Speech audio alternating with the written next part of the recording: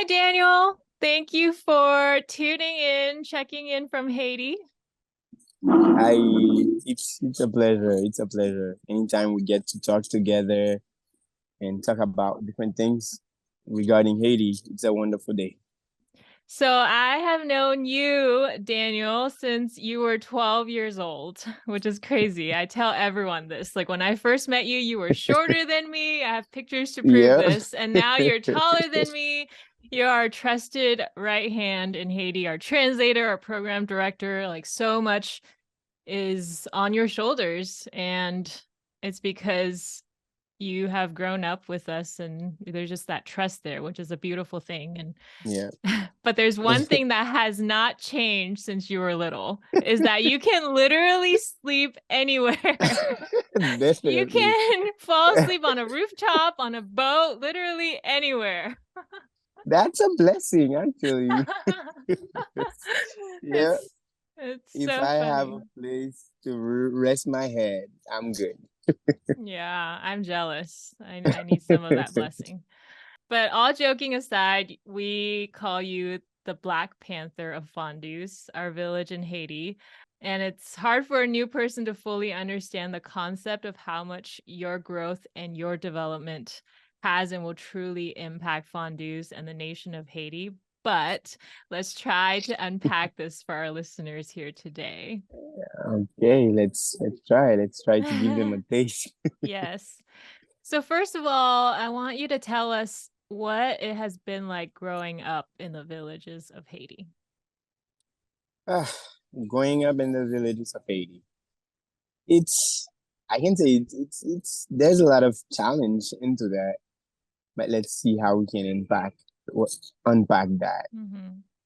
I grew up in Haiti. My family, they are from my mom's from Jacmel. My dad is from a place called Benin up in the mountain, and they met in Port-au-Prince, married there, and then they brought us to Fondue when I was 3 years old. So little kid Mm-hmm. growing up in a village away from the city. And Mm-hmm. it's has been challenging living there because living in Fondue area, a place where you are basically disconnected from everything, disconnected from everything, even from a good education. It's been really challenging. Mm-hmm. Thankfully, my parents they work hard enough. They Yeah. sent me to a school, not in Fondue, but in Tigua, a town near the nearest town to us there. And even going to that school, it's through a lot of sacrifices Yeah. because my parents they didn't have enough means to to like pay for my tuition and stuff. But thankfully, with the team that's been coming to Haiti, they were able to help my parents to help me finish high school. This is basically the reality of everyone in our village. Mm. If God didn't send the team in Haiti, I I sincerely don't know where I would be right Wow. Sorry, I remember you telling me how your dad doesn't know how to read or write, but for them to see the power of education and try to send you to Tigwav where there is a better school, like that was a huge difference maker for you. now. Yeah, it's huge. Mm-hmm. Even like we say that French is like a second language for us in Haiti. But if you don't get like a quality education, French, you can forget about French Yeah. because in our village, like the teachers, they are not they are not able to teach us French well Yeah. because even for them, they don't really get anyone to practice with. Yeah. And what's sad People, about that is French is Haiti's national language. So everything, the official papers, government, papers, all the government exams, if you yeah, want to even have a chance to get a better job, everything's in French. So the fact that people who live in the villages don't even have a chance to learn proper French. There's already a huge barrier for you. And Yes. unless, yeah, there's just no way of breaking out of that Yeah. Yeah. unless proper education comes to our village. Exactly. Exactly. Yeah. I mean, I remember first going there and just being so sad to see how the kids, because most families have a lot of kids, Yes. a lot of kids. So Yeah. most of them don't get the chance to go to school, or they have to take turns going to school, and most of them will never finish high school. I mean, that Yeah. is almost an impossible dream. Dream. Like even with taking turns, Yeah. like imagine you step out of school for 1 year and Yeah. you not even get time to practice much of what you learn Yeah. because practice with who? Your Yeah. parents, they didn't have the education and you Yeah. just got in for 1 year and the next year you stop. So you didn't even have the chance. And like to wait for your turn again. It's a very broken system, and there's no way of success through that. It's No way. No way. it's really sad. Now, going back to you, so I met you on my first trip in June of 2009, but the team that we both know and love has been going to fondue since I think 1999 or early 2000s. So Uh-huh. you've been connected with our team leaders, Winston and Kimmy Bowie, since you were like 2, 3 years old, and you essentially grew up with us. Can you tell us how that's impacted your life? How does that kind of set you apart from other people in Haiti? Yeah, I would say that's the huge blessing on my life, meeting the team, meeting Winston and Timmy, because meeting them means so much. Like with me knowing them, they were able to help me see further. Like there is a life beyond this. No Yeah. one is doing anything else besides what our parents lived, Mm. what the generation that lived before us, what they did, because Yeah. it's just very poor and nobody can help anybody in our village. But with Yeah. the team coming in, I knew that because God sent them, there's a chance. There's a chance for me to go ahead. Because through the team, I was able to get a better education. Mhm. With that, I can help others in my village. But beside them coming in, like Mhm. how would I go out? How I wouldn't see nothing else out there beside what the generation before Mhm. did because there wasn't any change. Yeah, that is so powerful that you saw life beyond what you grew up with in the villages. Because something that we battle a lot in the village is that people only think short term. You know, they're in survival mode. So they're only thinking, okay, Yes, how do I eat today? And yes, something we had to deal with in the beginning with our scholarship program is the parents will take the scholarship money and use it for food because that's what they it's needed today. And exactly. they have trouble seeing long term, having a long term vision of, oh, education is a long term solution that can maybe Hmm. help break the cycle for our family. But, and so for you to say that, like, it gave you a vision of what is possible beyond, like, that is so powerful. Beyond And that the really survival. has, yeah, that really has set you apart. I think you nailed it Yes, there. yes. So, Because yeah, the generation before they didn't have any belief that they can go past that. mm, That's what been passing down to them, and that's the only thing that they knew. It's how to survive. They're only trying to live for today. What can yeah, we get for today? How can we feed our family today? yeah, Yeah, mm, they weren't thinking about like 1 year from today. No, it was right, like what are we gonna do for today? yeah. Yeah, And there weren't any planning.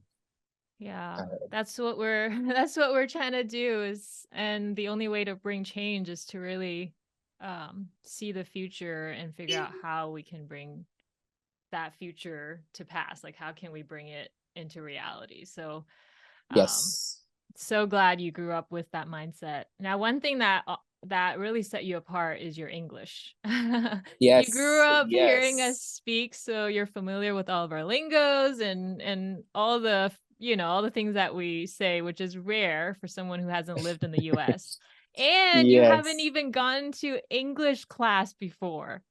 And No, you understand and speak better English than even the English teachers in Haiti, which is crazy. incredible. And It that's is. a huge shout out to you, because even though you grew up with us, you also have to have the desire to learn. And I know that you study yourself and you pursued this yourself. And you also, because of all this, became my translator when I first started the scholarship program. And you were in the room with me as we're talking to the students, the parents, and even the university students, because we had to make Yes. sure, we make sure we give them what they need and all that. So you were translating, I think, as a high school student.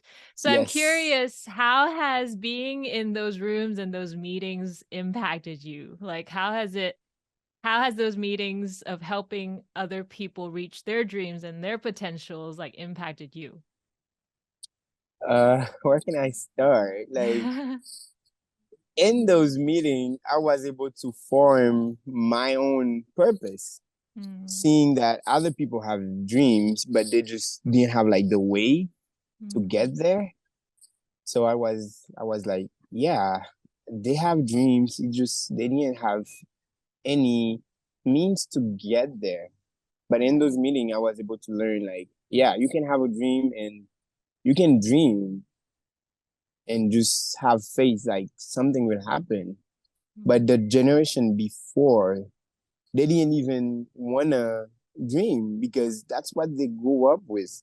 mm, And with knowing English, like I'm able to talk to you guys to understand that this is not survival mode. It's not the only mode there is. mm.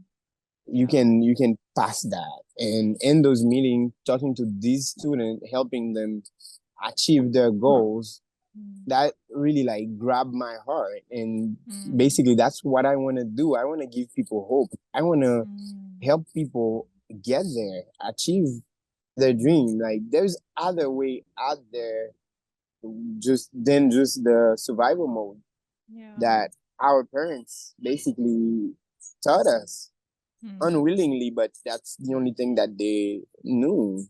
mm-hmm. That's the only Yeah. thing that they knew. That's how they Yeah. grew up. That's what been before them Yeah. for years. Mm-hmm. I didn't even in those moments, I didn't even think about how you being in those meetings would impact you. But wow, now I see the connection of what you're doing now and you being in those rooms. Yeah. It's wild to, yeah. So I'm so excited.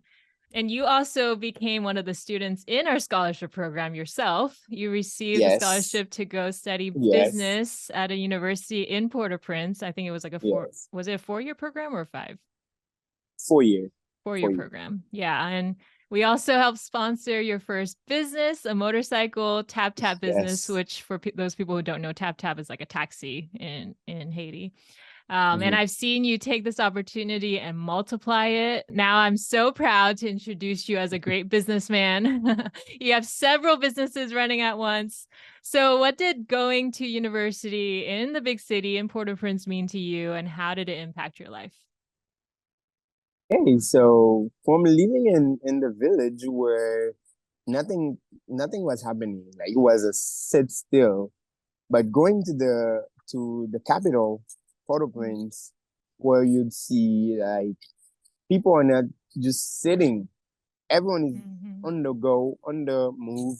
People are doing things, and that really set me up. Like in fondues where nothing's happening, but right there in the capital, you'd see everyone is busy. Everyone is out there doing something. I was able Yeah. to, and there I had two cousins. They live in the city. Seeing them every day, they go out. They go out trying to make a living for themselves. Mm-hmm. No sitting still. So I've learned from that, from them, from the university, that there is a better way to do things. With the opportunity that I've got from the team to start my first business, man, that really was like the foundation for me.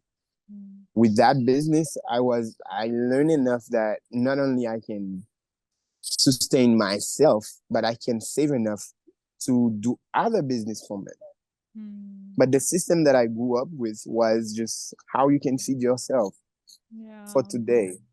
Yeah. But with the opportunity that I've got, going to Port-au-Prince, having the opportunity to do my first business with that first business, I grew up like different business from that, Mm-hmm.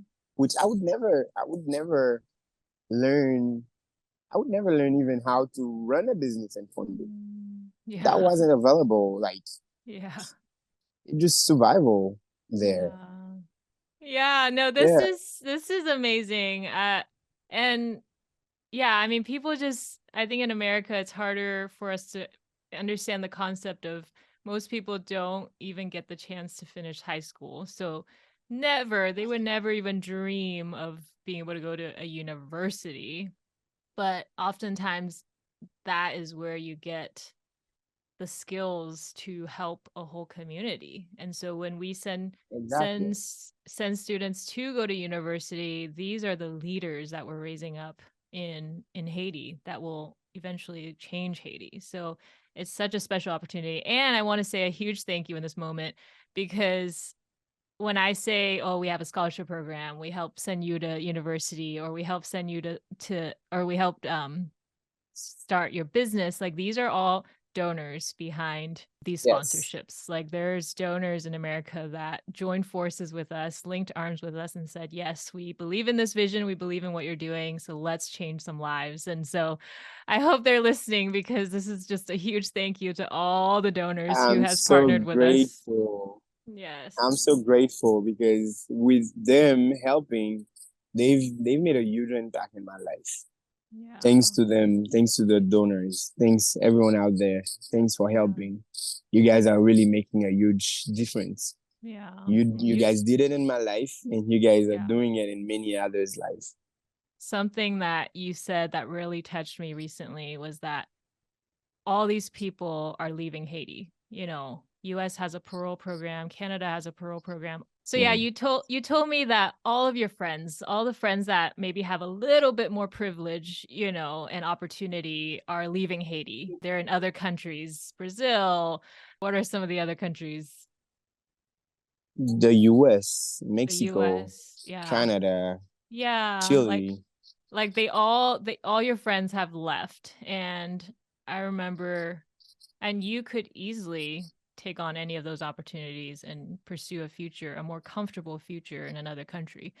But you said something that really touched me, that you feel like you need to stay in Fondues because you see a purpose here to help bring change to Fondues and to Haiti. And I just think that that takes so much courage and humility to say that. And I sometimes think about it myself, whether I would have the strength to say that, you know, if I was in your position. So I just want you to speak to that. Like, what gives you the strength and the courage to say, I'm going to stay, even though Haiti's just experiencing so much difficulty right now? I'm going to stay. Like, like you said, it is sad seeing all of the friends that I grew up with, like in high school, and most of the university student that I know, they are leaving. They are leaving. Like even this past week, I had like 4 friends that just left in the Wow. US parole. Yeah, they are Mm, leaving. I understand why. Like I don't blame them for right. going because it's hard within security and like everything that's going on in the country right now. Like there's Yeah. no way you can blame any of them. I Yeah. understand the decision. I understand the why behind it. But for myself, I just know that I have to stay Mm, because me staying, I am a symbol of hope for the mm, people in my village. Like, yeah. because they know that Daniel shouldn't be here. Mm, Like, with how things are, he should be out there. But them seeing me stay behind, mm, and they already know that me staying behind is because I gonna help them mm. achieve their dreams. I Wow. gonna I want to see a change, and me Yeah. staying behind is giving, it's sending a message to them, Mm. telling them that there is a life here, even if you Mm. can't see it yet, but change is coming. Things Mm. cannot stay this way. And my like, I wanna see other Haitian grow up, especially from my village. I wanna see Yeah. them grow up, like come up with their own dreams, achieve their purpose in life. I Yeah. wanna see doctors coming in from Fondue, engineer, Yes. Yeah. because the past generation we didn't have any of that. We didn't have no doctors. None of our parents are any doctors, any Mm. engineer from our Mm. parents. No, we don't get that. We are like the first generation that is going, like coming out of this. Mm-hmm. And if I leave now, Mm. the people behind, they would say, well, what good can come up from Haiti, Mm. from Yeah. especially from the village? But they see Yeah. that, yeah, I was able to go and get an education in Port-au-Prince, and I'm back in the village, and I'm able to do well. I'm able to help others. So Yeah. I'm hoping like they can see that, and not only see that, but they can learn from me. And Mm. also, because I don't want to be like the lone wolf out there doing it, but I want them Right. to join me, join my pack.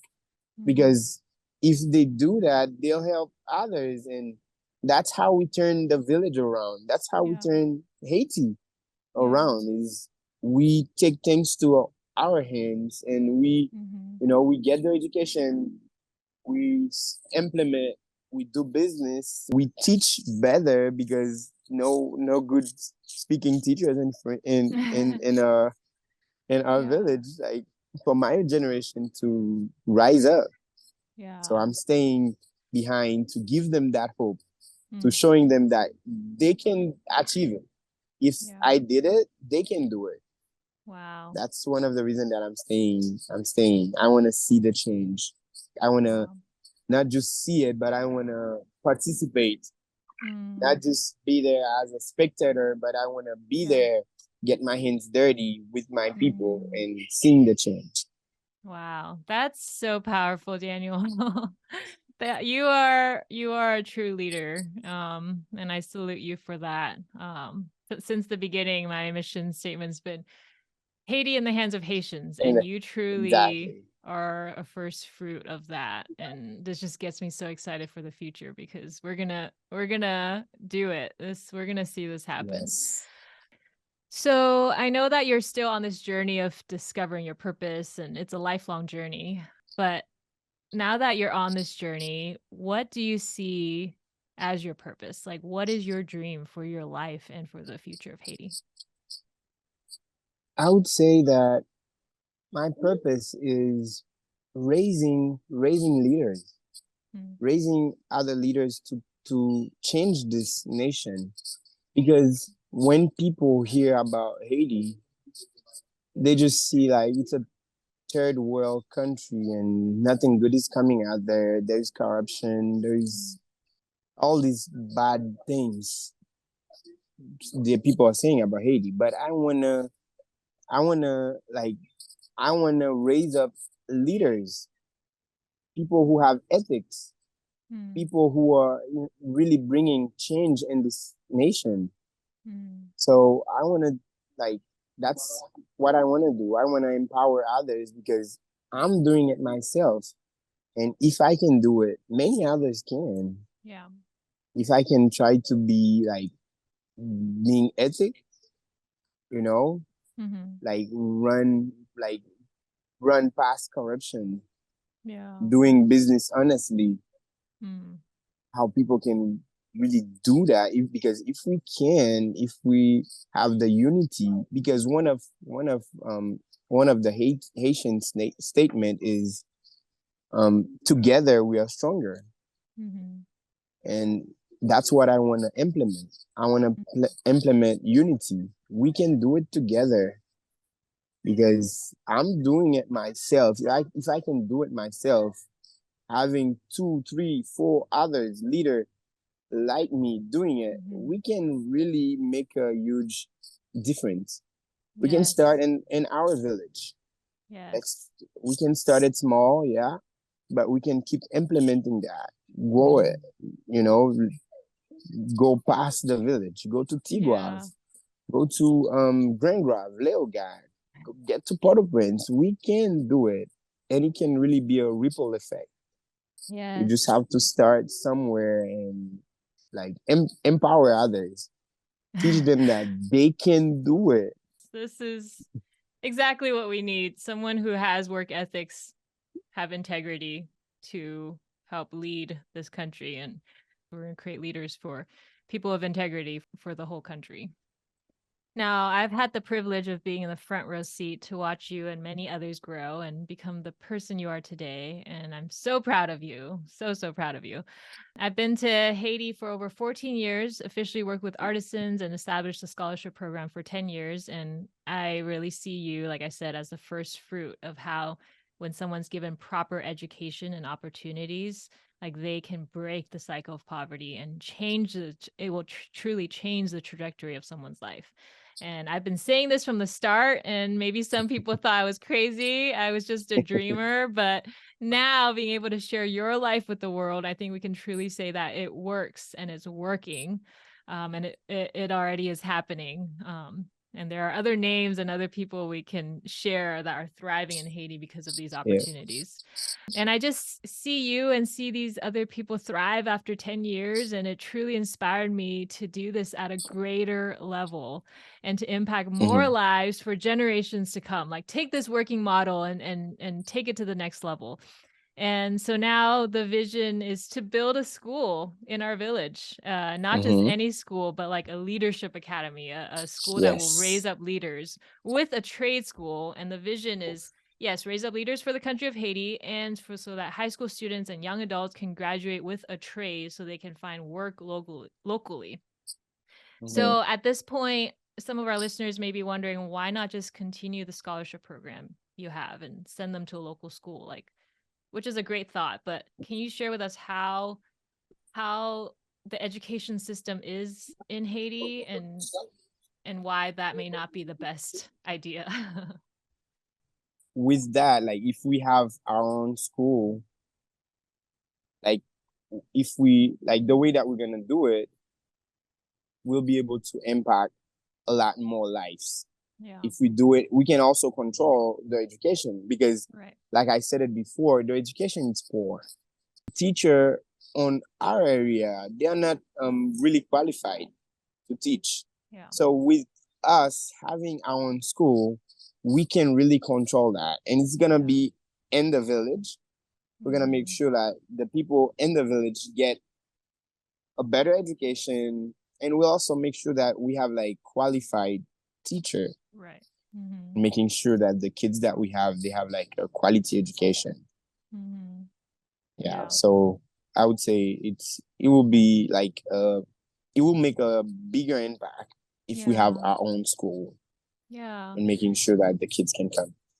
Right. Instead of helping one student at a time, we're going to be helping hundreds at a time. Hundreds. And like something that we've learned throughout the years is even though we send them to school and make sure they make it through high school because of how poor the education system is there, a lot of them is having trouble even passing the government exam because the schools in our village is not Yes. preparing them for the government It's exams. for that. So Exactly. yeah, like you're an Exactly. example of what proper education can achieve, and so that's what we're trying to do here. And I want people to know that I'm not taking this decision to embark on this journey lightly. I know that this is going to be a difficult and challenging project, to say the least. But also Yes. know that after much consideration, that I would regret it if I didn't try. Like I knew that if I say no, which would be a more easy and comfortable decision for me right now, I know that if I say no, though, when I am older, I'm going to always look back at this point in my life and ask, what if? What would the impact be if I said yes? Like, how many lives would be made better right now if I said yes? And I just don't want to live with this regret. So, Mm-hmm. So this is why I'm choosing to say yes right now, even knowing that this is going to be the biggest challenge of my life to this point. Yes. And and the other thing is I want to do something that lasts. I want to make a real impact with my short life. Like the years Yes. we all have on this earth is so short, and this is It why is. Yeah. and your story, Daniel's story is why. Like I can't wait for many, many more stories like yours that we'll be able to Yes. share for years to come. So in case our listeners don't know, last year we found the perfect piece of land in our village. Like it Yes. cannot be more perfect. It's like right No there way. where we've been serving for all these years, and it's just empty. This beautiful land that I feel like has been saved for us. And we're stepping out to do this. And you've been a part of this dreaming process with us. You've been a part of this journey. It's been magical and incredible, difficult, but incredible. So I want to ask you, as someone who grew up in the village, Fondues, what does this opportunity mean to you? And I'm sure you've been sharing how excited people are in the village. Like, what does this opportunity mean to the village? And I don't even know where to start. Like knowing that you're gonna get proper education alone, that's a Mm, huge blessing. wow. And you like I don't know if people are if they can really imagine that there's a lot of people they start school not finished, but with the school they already know like they can finish to it. And the other thing is having the school there, we're gonna have like a trade school. Mhm. There's people like the minimum, the least amount like that get to finish high school. They finish, but they don't have the opportunity to go to university. Yeah. They end up, yes, finish high school, but they don't have a trade. Mhm. Like they can't work because Yeah. there is not they don't have the skill. Yeah. But with this opportunity coming, knowing that we're gonna have proper education, Mm. and we're not just gonna start something and not finish it. They know Mhm. that yeah, we're gonna finish high school, we're gonna finish with school, and Yeah. not just finish, we're gonna finish with a trade, Yes. and not just that, but there's gonna be a lot more opportunity for them because Yeah. like I'm a leader in my community and people are seeing like all of the blessing just by getting a proper education, Yeah. the amount of blessing that get me. And Yeah. that's I'm not just gonna be the only one. Mhm. Imagine like 10 people Yeah. in the village Right. having good education, having a good skill. Right. Mm. It's powerful, it's life changing. Yeah. It's gonna change so many lives. Man, I've seen it through my mom's life. Once we Mm. raise up all these leaders, this village is going to be turning into a bustling city. Like Yes. we're going to play this video back decades later and hold my words, like this village is going to be turned into a bustling city. If we raise up that many Yes. quality leaders, they're going to come invest back in their community. They're going to be starting businesses. Exactly. They're going to be doing all these things where the whole village, that whole part of Haiti is going to be lifted up. So, Yes. Yes. yeah. And the ripple effect, it's Yeah. not just gonna be the village, it's Hmm. gonna change Haiti. I really believe that. I really believe that. Yeah. Now, a lot of our listeners are probably aware of the dire situation in Haiti right now. The gang violence, no president Yeah. or elected officials, the food prices are so unaffordable. It's ridiculous. And I am grateful that our village is not in or next to Port-au-Prince, where all the violence Yes. is. I am Oh grateful yeah. we're in the rural part of Haiti. So some people may call us crazy for wanting to do this right now. Tell us, I guess first tell us how it has been for you mentally and emotionally living in this daily insecurity in Haiti and why you think we need this more than ever right now. Like most Haitian now they are saying like you can only hope for like achieving one day Mm. with the gangs, violence and everything. Because you never know. Like there is so many, like even in our village right now, there is so many refugees coming because of Mm-hmm. how the gangs are.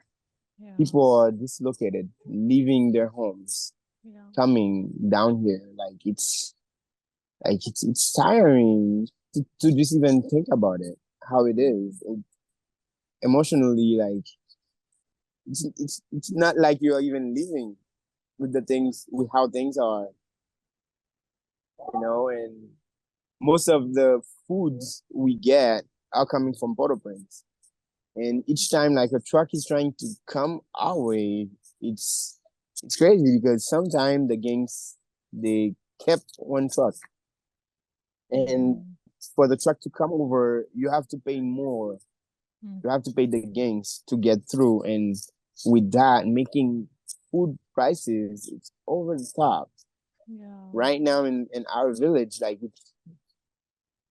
people they are starving, and there's not there's nothing much we can do about it Mm-hmm. yet.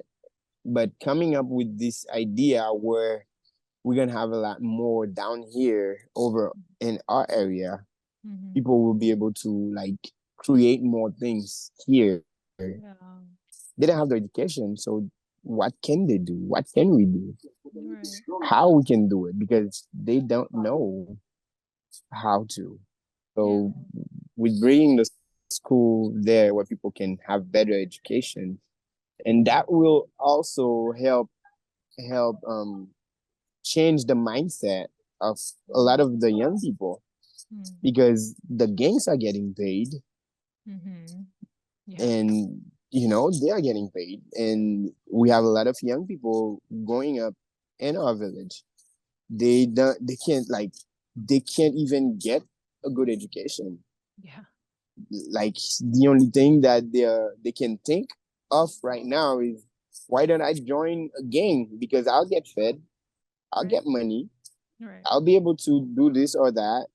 They Yeah. don't have the education. They can't rely on education because they can't afford it. Yeah. They can't even afford So education. So so why what not left to join the do? gangs and make some money and support the family? Yes, yes. Yeah. So Yeah. yeah, it's been challenging living in Yeah. Haiti right now. But I have hope. I have hope. That's why I'm staying behind, because I Yeah. believe like this can change. It's gonna change. It have to Yeah. change. And us thinking about doing the school there gonna give people like another pathway, another way of thinking. Yeah. Yeah. I think just us bringing this to our village is giving young people a way out of Yes, what the trajectory of this country is going.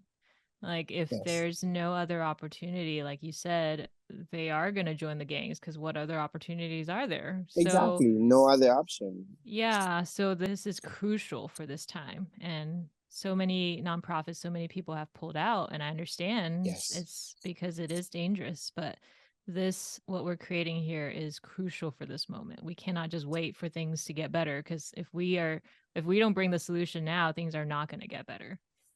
no. So, yeah, I've always been passionate about long term and sustainable solutions. I don't just want to put a band aid on something. Many Mm-hmm. times that does need to happen. So, like, we do give rice and beans to families because people are literally starving. So, I'm Yes, in no way saying that that's not important, and we have to do that. But we also need to, at the same time, invest in long term solutions, and that's how you bring real change. And talking yes. about investing in long term solutions, now that we have the land, I am excited to share that our first step to this entire journey, and trust me, we've asked a lot of questions, we have met with a lot of people. So with all that research, we can say that our first step to this entire journey is to drill and build a well. And this is one of the main reasons I wanted to invite you here to share. Most Mm-hmm. people may not fully understand the impact of a well in a village in Haiti. Like, what does that mean? And every time I come back to the US, I just feel so spoiled because I just have water anytime I turn on my faucet. I can wash my dishes whenever I want. I can shower with hot shower whenever I want, or hot water whenever I want. I can drink clean water whenever I want. I can water my garden anytime I want. Like, I just feel Mm. so spoiled and privileged. So can you tell us what the reality is like in the rural villages of Haiti? What can I say? Where can I even start? Because it's night and day. That's Yeah. like the difference. It's night and Yeah. day. The difference. Like in the village, there is no running water. Like there's no way you just turn on a faucet and water come out. Like that's not a reality here. That Wow. is not Yeah. a reality. Mm. And like the disease that you can get from bad water, Yeah. there's a lot. You can get cholera Yeah. from that. You can get typhoid, Mm. polio, and so on. Like there's so much disease you Mm. can get just from bad water. And like getting water is challenging. Getting Yeah. clean water is something else. Like just getting water, just getting Mm. any kind of water, it's challenging. Yeah. But getting clean water, it's another challenge. It's another layer to Yeah. it. So Wow. the way that it is in the village, if you like, let's say you want to take a shower, you want to, just get yourself clean. First of all, you need a bucket, a Mhm. 5 gallon bucket. Yeah, Uh-huh. you're gonna need that, and you're gonna walk at least 15 minutes. Mm. That's bare minimum. Right. That's if you're lucky. You walk If you're 15 lucky, minutes. Yes. if you're lucky, Yeah. if your house is right there and you're lucky, Yeah. that's it. But if you're not close to the well or any water, you have to walk at least like 45 to an hour. And people You climb mountains with these buckets of water because people live in the exactly, mountains. I don't know how they do it. exactly. Yeah, you like thinking about carrying 5 gallon bucket on top Oh of your my. head. Oh my. Yeah. Yeah, on Oh. top of your head and walk for like 45 minutes with that Mm. on top of your head. Mm. And Wow. that's enough water just for a shower. Wow. What about drinking water? What about cleaning your Yeah. dishes? Yeah. But like you can even talk about like watering your garden. How Yeah. many trip how many trip Yeah. how many 5 gallon bucket you'd carry? Oh my Like, gosh. That just breaks my heart. yeah, like carrying that on top of your head, it's heavy. Yeah. Going one way for a shower, that's one, but getting water to wash your dishes, Mm. drinking water, and like, especially in Haiti, it's basically we only have like 2 seasons, hot and hotter. And Yeah. the amount of water you drink, Yeah. yeah. And having a family like of 5, 6 people, Right. carrying water for all of them to shower, the Yeah. dishes. It's yeah, Wow. it's Yeah. crazy. And And oftentimes I see the kids, like the little kids or like the really tiny girls just carrying these buckets. I'm like, how do they even have the strength to do that? to do it, yeah, there's no Wow. other option. That's the Yeah. only option that we have, unfortunately. And Mm. like what make things worse, most of the wells you have to pay to get Mm. water. Wow. Like I already mentioned that the economy it's not good. So people did not even have like they're not even making that much, but also paying for water. We have a Wow. saying say like water is life. Yeah. Basically paying for life, Wow. paying to get life, paying to Mm. get water. Mm. You pay for it, you carry it, Yeah. it's heavy, you walk with it. Mm. So yeah, it's yeah. And also like it's not available all the time. Mm. like you have to plan ahead Mm, because the well in the community, not just you pay for it, but there's a certain time. mm. So you have to plan. If you're gonna take 2 showers a day, it's gonna cost you that much, Wow. and you're gonna set time aside to carry Mm, those buckets to get your wow. water ready. Yeah, Mm, you have to get your money ready, get plan to have enough mm. time to do it, and Yeah. how many trips you're gonna do, how many Right. water you're gonna use. Yeah, Yeah. yeah. As you're talking, I'm just envisioning these moms looking at the limited money that they have, and they have to Mm-hmm. decide, do we go get water? Do How we we go get eat. food? Yeah. Or do I send these kids to school? Like, I can't even imagine that sort of decision. Wow. Yeah, yeah. Yeah, that's heavy. And It is. recently most of the wells in our village dried up. I was shocked when I heard about that. Can you tell us what happened? So we had a drought, no rain for like over 3 months. Mm, And some of the well they got dried up because one of the reasons is they didn't dug them deep enough, mm, and the village is using the water, so there wasn't enough water for everyone. And with the drought, like even that's affecting even the crops this year. mm, So the last, like I would say, the only thing that the past generation know how to make money with mm, the drought that got taken away. mm. Know that no, because no water, so the garden couldn't get any water.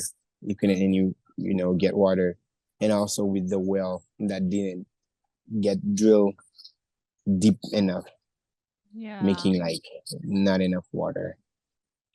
I was learning something about how there's different layers on the earth, and there's this like aqua layer. I feel like I'm probably saying that wrong, but it's like you have to dig past that because the aqua layer Mm-hmm. is like emptying up right now, which I'm sure is a deeper issue here on this earth. Mm-hmm. Um, yeah, that's just so crazy. So we're not just is it hard to get water, you have to travel to it, and now most of the wells are dried up. So there's only particular spots where you can even Yes. get water, which means most people have to walk farther. This Farther, is yeah. just layers and layers of barriers to people's lives. So then my question is why is this our first step in before we can even build a school or anything like that? Why do we need a well before we start building anything else?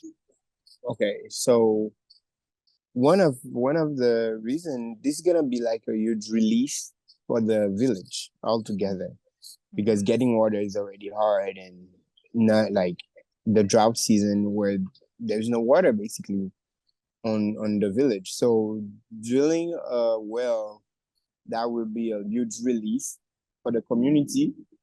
And the other thing is we want to start building, and for us to start building we're going to need water. yeah. So we're going to need it for construction, we're going Mm, to need it for running water, for toilets, we're going to need it mm, for ourselves, and also it's going to be a huge relief for the community, especially during this time. yeah. It's just something we don't think about in America because when we start building something here, we already have water, everywhere. And so we don't think about, oh, wait, we need water to do these projects. So literally Mm-hmm. for us, we need to tap into a source, our water source before we can talk about anything else. That water truly is life. It Um, is. It is. yeah. So you've been representing us and meeting with different well drilling companies. And something that we are looking into for ourselves is this dual system, one that can Mm-hmm. be run by electricity and it has a manual pump. Mm-hmm. So the manual pump is for when we don't have electricity, which is most of the time. Like there's no city power. Electricity comes Especially now. there's no There's city none. power. So it's like most people, to have electricity, they need a generator, which to operate a generator means you need to buy gas, and Gas. gasoline prices are, how much It's is it per gallon right now? it's 16 US dollars for a 16 gallon right US now. dollars per gallon. Here we are in California complaining about $4 a gallon of gas. So it's $16. How is anyone going to afford this? So anyways, this is why we need a dual system that can run by electricity and you can just manually pump it. Mhm. And the good news is, I'm really excited to share this, is that we found a company that now has this new technology. It's like the newest technology that they're even helping World Vision implement this in their wells, Yes. is using solar panels instead of generator, which needs, like Yes. I said, needs gasoline to operate. And one thing we have plenty of in Haiti is sun. Sun. Yeah. So so tell us, this is a huge deal. Tell us more about this opportunity. We're going to be the first in our village. Yeah, so like you said, I've been researching different company, asking them different kind of questions. But I find this company, Water Solution, and this they mentioned they have solar, and they are the only one on our Mm-hmm. area. I've asked everyone that I asked, they said, well, they can do the manual pump, but Mm-hmm. electricity, it's either you hook it to a generator or city power. You already said it. We don't have much of that. And in the past, when we used to have it, it would be like for certain amount of hours, Yeah, not for yeah. you can't Like count you on it. may no, it's not reliable. Yeah, One, you don't know when it's coming on. The second, you only have it for short amount of time. right. Sometimes it's just 4 hours. That's it. 4 hours, and Yeah. that's it. You don't have it. But that company, they have a solar panel. So with the solar panel, it can, and you mentioned it, we have a lot of sun. Yeah. With that system, it can pump um 800 gallon per hour. Wow.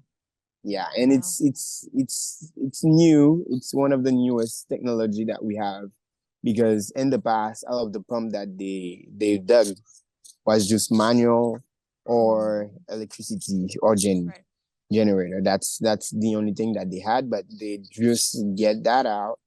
It just because we can't rely on the city power anymore.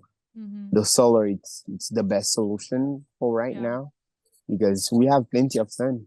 We have plenty of sun.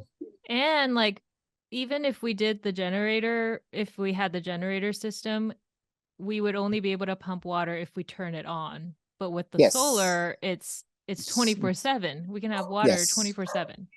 Yes. That is incredible. It, it And was you a were telling me, like, if we have that operating 24/7, people like these ladies don't even have to pump the water manually. yeah, because pumping 5 gallons, how many time a Yeah. day?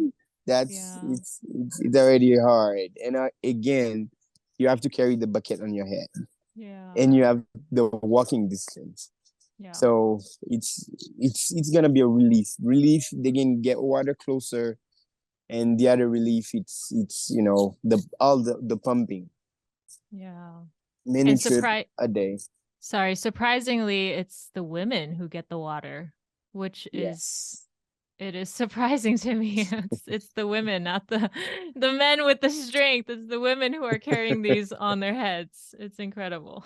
Yeah, it's gonna be a huge help for them. That's gonna be a huge Yes. release. Yeah, And just the time saved, the energy saved. Yeah, it's yeah, gonna be, it's gonna change so many things for our village. I'm so excited. it is. So this company actually came out to the land, and they did a test, and they were scanning the ground to find the route of where the water runs, and they were able to Yes, find two canals, and there's a certain yes, spot that is on our land where both canals meet. And this yes. spot is where we'll find the most abundant and clean Clean water, water. which Yes, is so yes, exciting. So this is where we're going to put our well for the school and everything else. So, and also based on this test, we found out that we need to dig anywhere from 175 to 200 feet deep. And this Yes. process is going to take 15 to 20 days. We're going to have to house this team of people, and the machine that they're Yes. bringing in it costs them like over $50,000. Like we Yes. are bringing in the team here to make this happen. So we've gotten quotes from these different well companies, and it's going to cost us around $20,000 to make this happen, to make all this happen, to dig a well, solar panel, everything like that. Which is, when you think about it, is such a small amount compared to the lives, the generations, the years of people that will benefit from this. So, is there any last words you want to share about this? I want to say to anyone out there who are listening, know that you helping, it's not just gonna benefit one person. It's gonna benefit a whole village. And the well is the first step. It's gonna be huge already, the well. But with the school, you guys gonna make a huge impact in the generations to come. You're gonna help change Haiti, help change, help bring more people like me, more leaders like me, people who have a better education, people who can really make like a difference in this country. So please consider helping us achieve this, helping us make the first step and the steps to come.